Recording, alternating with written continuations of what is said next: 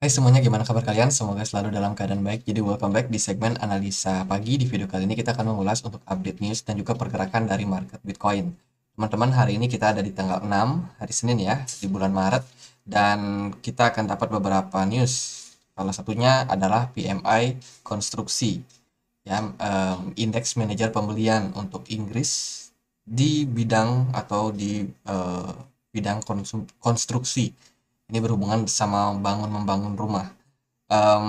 Ya, ini diperkirakan sih akan mengalami tren penguatan kembali. Artinya adalah ekonomi di Inggris sana itu berpeluang untuk semakin membaik ke depannya. Berarti kita mengarah kepada perekonomian dunia yang lebih baik, teman-teman. Ya, semoga bisa cepat terrealisasi. Kalau kita lihat, ini ada salah satu akun Twitter ya dari M. Cryptadamus. Ini dia nge-tweet soal gimana kronologi dari Silvergate, teman-teman, yang mengalami masalah kemarin. Yuk kita coba untuk lihat seperti apa ulasannya. Mengapa Silvergate itu meledak begitu saja? Saya menyadari beberapa orang mungkin bertanya-tanya, ya, kenapa baru saja terjadi? Dan juga inilah versi pendek tanpa anotasi. Cerita dimulai dari SI, ini saham Silvergate, ya sebuah bank regional kecil yang memutuskan untuk menggunakan kripto penuh.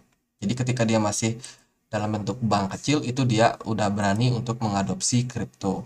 Sekelompok pengusaha kripto menggunakan SI untuk menyimpan simpanan pengguna, dukungan stablecoin, dan lain-lain. USD, uang tunai, karena mendapat lebih banyak pelanggan kripto. Ia tumbuh. SI berubah dari bank kecil menjadi bank menengah, memegang IERC senilai 15 miliar dolar dalam simpanan pelanggan. Jadi sebelumnya dia memang diawali dari bank yang kecil. Ketika dia mengadopsi yang namanya cryptocurrency di layanan perbankannya, itu SI, Silvergate itu menadak menjadi perusahaan yang besar. Investor banyak yang masuk menyimpan dana mereka, bahkan sampai 15 miliar US dollar. Nah, karena memiliki semua uang tunai ini, SI para eksekutif memutuskan untuk menginvestasikan dalam aset yang sangat aman, US Treasury Bill. Dia invest di obligasi, teman-teman. Pada dasarnya mereka menyimpan uang kepada pemerintah Amerika Serikat dengan imbalan bunga plus jaminan untuk mendapatkan kembali dalam tahunan ya. Jadi mereka invest dana mereka di obligasi pemerintah Amerika Serikat. Nah, contoh, Anda memasukkan 100 dolar ke dalam akun SI. SI akan mengambil 100 dolar tahun dan juga membeli T-bill. Oh, ini membeli obligasi dengan returnnya yang hanya 1% saja. Jadi semua dana itu dipakai buat beli obligasi. Teman-teman, sekarang pemerintah akan memberikan SI 1 dolar per tahunnya, ya. Dan kemudian 100 ini akan kembali ke tahun akhir setelah jatuh tempo tentunya. Nah, tergantung nih, nama produk treasury-nya itu apa. Ada yang 3 bulan, ada yang 1 tahun, ada yang 10 tahun. Jadi investasi yang dilakukan terhadap Silvergate ini sebenarnya cukup safe karena dia invest di obligasi yang tentunya dijamin sama pemerintah. Sayangnya SI membeli treasury bill ini pada periode suku bunga rendah.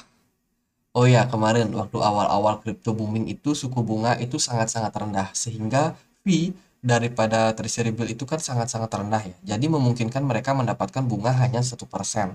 Seperti contoh di atas. Jadi waktu itu, waktu Silvergate mendapatkan yang namanya investasi dari para investor, mereka itu simpan dana mereka di treasury bill yang waktu itu bunganya masih sangat rendah. Kalau sekarang udah 5%, teman-teman. Kemarin itu baru 1% ternyata. Nah, itu. Terus di fase keenamnya, nah masalahnya adalah ketika Fed menaikkan suku bunga, orang tidak menginginkan treasury bill yang hanya membayar 1%. Kenapa? Karena ya mereka nggak dapat keuntungan. Sementara sekarang treasury bill itu bisa membayar sampai 4%, teman-teman. Jadi yang sekarang obligasi Amerika Serikat itu sudah naik karena memang kebijakan kenaikan suku bunga yang dilakukan.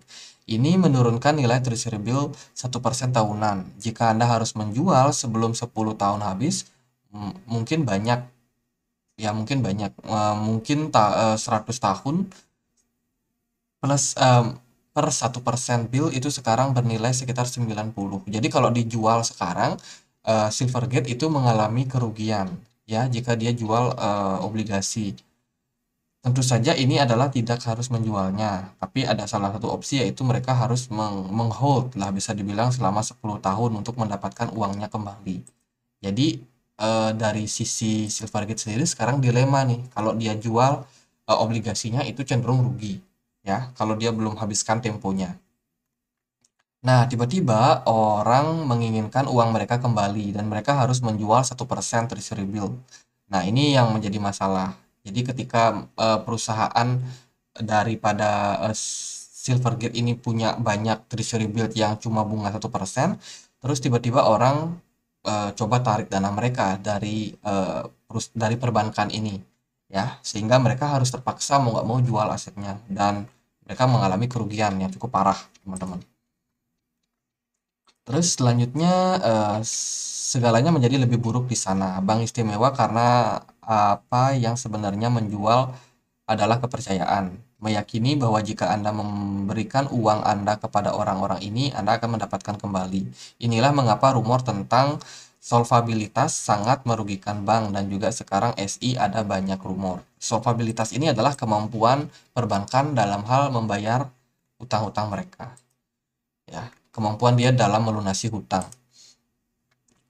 Mereka dapat mencegah bencana dengan mengambil pinjaman. Mereka bisa untuk mengatasi masalah ini dengan mengambil pinjaman dari luar yang awalnya dimasukkan untuk membantu orang miskin membeli rumah, tetapi itu tidak bertahan karena alasan TBD.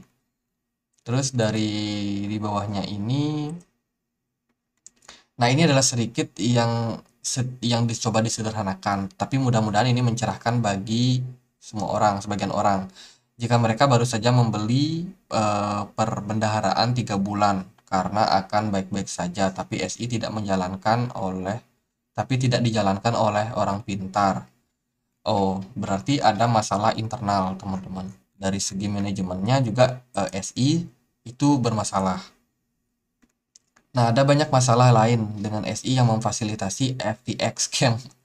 Jadi FTX dibilang scam dan juga menjadikan sarang panas untuk pencucian uang. Tetapi pada akhirnya bukan bukan itu yang membuat mereka rek eh, apa rek mereka apa yang membuat mereka rek itu adalah sumber daya tak habis-habis yang paling kuat dalam alam semesta. Jadi jadi SI kacau sekali. Masalah dari ekonomi kripto ini sangat luas. Bagaimana hanya ada dua bank yang ukurannya beberapa pun bersedia berurusan dengan perusahaan kripto, SI dan juga SBNY. Ini perusahaan-perusahaannya. Jadi kalau kita dapat tarik kesimpulan berarti adalah SI ini dia adalah bank kecil yang awalnya invest di kripto ya. Terus dia karena memang waktu itu rame soal kripto jadi adopsinya makin banyak, investor makin banyak yang masuk sehingga ya akhirnya banyak nasabah seperti kita nih, kita mau invest dong di SI, bunganya waktu itu 1%, ya lumayan lah 1%.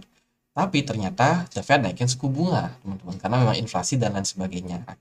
Itu menyebabkan ya treasury bill tadi itu bermasalah sehingga akhirnya ya pemerintah Amerika dengan kebijakannya itu menyebabkan banyak perbankan bermasalah, terutama SI ini Silvergate yang dia invest di kripto. Kripto kan turun waktu itu, sementara ya eh, interest rate itu naik, teman-teman.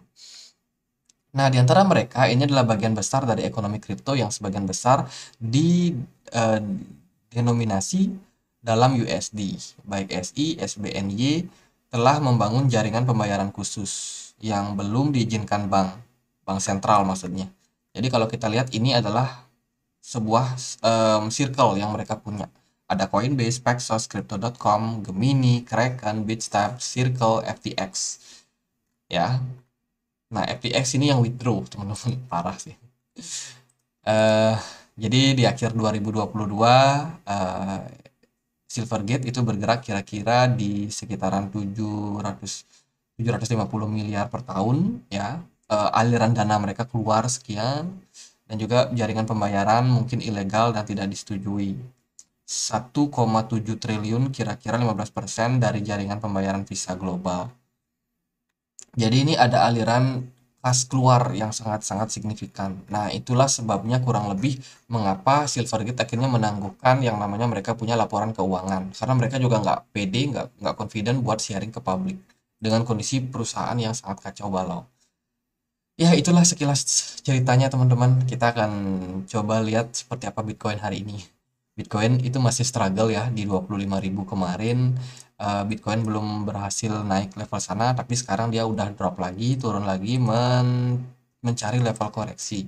Teman-teman, saat ini posisinya cukup cukup ya, kalau kita lihat dari time frame daily, Bitcoin struggle ya dalam 2 hari terakhir. Bitcoin bergerak sideways aja di range 22.300, belum bergerak kemana-mana. Tapi teman-teman harus lihat potensi yang besar bisa terjadi pada Bitcoin di kala banyak FUD seperti sekarang ini. Bitcoin pernah kita cocok-cocokkan ya. Nah, ini analisa sih. Ini analisa berdasarkan historical. Jadi mungkin terjadi, mungkin juga enggak. Tapi bisa teman-teman waspadai lah. Teman-teman, pergerakan Bitcoin itu sangat-sangat identik sama Bitcoin di 2019 dan juga 2023, sorry. Itu cukup identik ya, di mana Bitcoin di 2019 itu dia mencapai level bottom ketika bear market yang sudah terjadi cukup panjang di sini.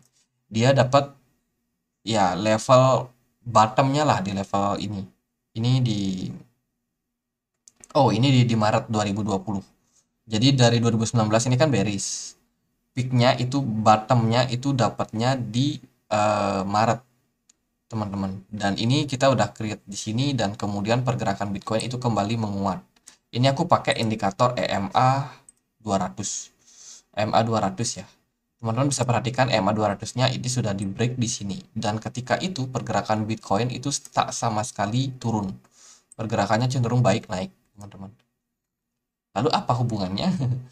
Hubungannya sama pergerakan Bitcoin sekarang itu cukup mirip, teman-teman. Ya, Bitcoin udah dapat level bottom di sini di kisaran 15.000 something. Dapat level bottom dan posisinya sekarang sudah breakout dari ya, MA 200. Dan sekarang posisi Bitcoin cenderung bergerak agak naik meskipun dalam beberapa waktu koreksi. Jadi ini cukup identik lah sama pergerakan Bitcoin di sini. Di Juni 2020, pertanyaannya adalah apakah Bitcoin bakalan create bull run lagi dalam jangka waktu dekat, atau mungkin posisi yang kita bicarakan hari ini itu bukan di sini, melainkan itu lebih cocok di sini. Ya, jadi bottom yang kita temukan di sini bisa jadi tembus bottom yang lebih rendah lagi. Turun lagi. Barulah create bull run. Nah, pertanyaannya apakah bottom yang kita bicarakan saat ini di Bitcoin pergerakan hari ini itu kita ada di sini atau kita sudah ada di sini? Nah, itu yang kita harus cari tahu, teman-teman. Tapi ya belakangan memang pergerakan Bitcoin agak struggle karena banyak bad news ya, dari Paxos, kemudian Nexo kemarin bermasalah, terus ya beruntun sampai sekarang kasus terbaru dari Silvergate. Sementara posisi Bitcoin sih masih cenderung sideways aja. Nah, kalau iya memang kita udah dapat level bottom di sini, maka possibility Bitcoin sangat-sangat berpeluang untuk kembali menguat ke depannya, mencari next bull run kita, teman-teman. Apakah teman-teman udah pegang barang? Nah, kemarin sih di analisa terakhir aku bilang kalau Bitcoin bisa turun sampai 21.800 aja, aku akan start buat cicil barang lagi. Dan aku sudah punya barang dari harga 17 kemarin ya. 17 ribuan. Aku udah punya barang sebelumnya, cicil waktu di sini ketika banyak orang yang nggak mau beli, itu aku beli. Dan sekarang harganya udah naik ya, udah lumayan cuan sih. Berapa? 30 persenan. Ya, 30 persenan something, udah lumayan. Tapi sekarang kalau ada harga diskon lagi, aku akan berencana buat ambil barang lagi. Jadi ini untuk market spot. Jadi buat teman-teman silakan Dior, jangan ikut-ikutan. Nanti nyalahin orang. Kalau kita lihat dari time frame weekly, pergerakan dari Bitcoin ini masih cenderung struggle. Tapi so far so good lah menurut saya. Ya, tidak ada dump yang sangat signifikan sama seperti yang terjadi di Agustus kemarin. Ini kan dumpnya sangat signifikan nih ketika Bitcoin ngetes EMA 200. Kemudian langsung dibanting drop. Kalau di sini kita udah dapat 2 kali tahanan di EMA 200 dan sementara belum ada dump yang sangat-sangat signifikan. Ya pergerakannya cenderung korektif tapi nggak terlalu dalam penurunannya. Let's say kalau Bitcoin memang bakalan koreksi, kemana kira-kira wajarnya? Kita akan dapat closing time frame weekly di minggu ini, teman-teman. Dan posisi Bitcoin ada di kisaran 22.400 something. Dan ya ini cukup baik lah buat pergerakan dari Bitcoin sementara ini. Karena dia tidak terlalu down dalam weekend terakhir. Sementara kalau kita lihat dari segi pergerakan Bitcoin di time frame daily, kita cuma bikin satu candle kecil aja ya, bentuk bentuk spinning top. Doji mungkin bakalan doji lagi ya, kita nggak tahu, tapi dia mampu bertahan di atas dari level supportnya, yaitu di 22.100, 22.200 ini. Dia masih ketahan di level support ini, teman-teman. Dan saya melihat ya posisi Bitcoin sekarang ini masih bakalan berpeluang buat turun lagi sedikit, kira-kira nyentuh MA 200 sama seperti di sini di Februari kemarin. Jadi kalau memang itu benar ya siap-siap buat cicil barang lah kalau saya. Tapi kalau dari teman-teman punya pendapat lain, boleh dong bantu tulis di kolom komentar. Siapa tahu kita bisa dapat referensi yang lain. Nah, teman-teman, pergerakan dari Bitcoin dalam 4 jam, di time frame 4 jam, ini kelihatan sangat-sangat parah sideways-nya. Parah sekali, teman-teman. Market cenderung wait and see, volume smart money atau whales-nya itu sangat kecil di perdagangan kemarin, dan hari ini kita akan dapat pergerakan lebih besar lagi ya, karena memang market bakalan aktif di hari Senin. Jadi ya kita lihat aja kemana pergerakan market ke depannya. Hati-hati sama pergerakan sideways kalau seperti ini, karena dia bisa dump parah, juga bisa pump sangat signifikan, teman-teman. Biasanya kalau udah Bitcoin bergerak sideways kayak gini, ini fase-fase dimana kita nggak bisa tebak arahnya bakalan kemana. Dia bakalan sangat-sangat misterius. Sometimes dia bisa pump tinggi sekali, bisa juga dump, bisa juga fake out. Jadi bener-bener ya ini kejadian sebenarnya pernah sih, waktu kapan ya? Waktu di sini ya. Ini kan Bitcoin ini sama nih, dia sideways kayak gini. Jadi dia sideways, flat, terus dia turun down. Ternyata banyak orang yang mengira bahwa bakal ada down lagi. Ternyata enggak. Nah, itulah yang saya harapkan, teman-teman. Jadi melihat pergerakan dari Bitcoin ini harapan saya ya, bukan bukan prediksi arah. Harapan saya adalah ketika Bitcoin bergerak sideways seperti yang terjadi kemarin itu, saya berharap Bitcoin itu bisa turun sideways, turun. Nah, di sini di posisi 21.800 ini ketika banyak orang mengira Bitcoin bakalan turun lagi, ekspektasinya adalah dia ngepump signifikan. Jadi ya itu yang saya harapkan bisa terjadi. Apakah bisa begitu? Ya tentunya nggak tahu, tergantung market. Kalau kita compare sedikit sama pergerakan dari DXY, indeks dolar masih cenderung berpeluang buat uptrend sementara ini. Kita menjelang FOMC meeting, teman-teman, dalam 2 mingguan ke depan. So, ya harus berhati-hati, harus waspada sama pergerakan dari market ke depannya. Jadi dari indeks dolar sendiri masih mengisyaratkan masih ada possibility buat naik. Volume wheels itu masih ada di market DXY. Jadi kalau at the end dia bakalan naik lagi, ya siap-siap aja crypto masih possible buat tertekan. Jadi itu yang teman-teman bisa perhatikan untuk sementara ini. Sementara masih pergerakannya masih sangat-sangat flat, masih sangat-sangat stuck ya, belum terlalu gimana-gimana, tapi ekspektasinya sih bisa untuk sedikit mengecoh dan dia kemudian kembali menguat. Sementara Bitcoin bergerak di dalam sebuah ascending channel dan kita sepertinya harus wait and see dulu. Wait and see, lihat, oh kalau ada turun buat yang invest, cicil. Kalau masih bakalan naik lagi ya udah nggak usah dikejar. Jadi ya gitu aja buat Bitcoin, semoga bisa bermanfaat buat teman-teman. Mungkin kita akan lihat closing time frame weekly-nya hari ini, semoga bagus ya. Dan juga arah Bitcoin masih bisa untuk dalam trend bullish-nya. Itu aja, semoga bisa bermanfaat dan akhir kata saya Andre, makasih.